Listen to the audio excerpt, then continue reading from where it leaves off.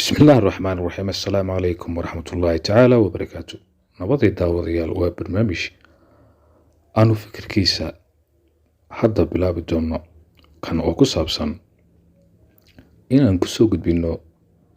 قرايدنا قاليقا وقت كبدن قلي إني إنوسو قد بيان فكر كودا إيا راهدو دا قاليقا maadaama oo ay Soomaalidu badankoodu ay yihiin dad wax dhageysta waxaanu fikirkan ku aasaasnay inaan ku soo gudbino macluumaadka qaaliga ah ee ku duugan buugaagta Soomaalidu ay qoraan iyo walbana ku ajaanib joog haddaba barnaamijkan ayaa si taxan ah aad uga daawan doontaan TikTok-ga iyo walibana Facebook-ga iyo walibana YouTube-ka haddaba daawadayaal dhawaan ayaan bilaabi doonaa waxaanu noqon doonaa barnaamij taxan ah oo soo gala weygii 3 maalmood maalinta Isniinta maalinta Sabtida iyo maalinta Arbacada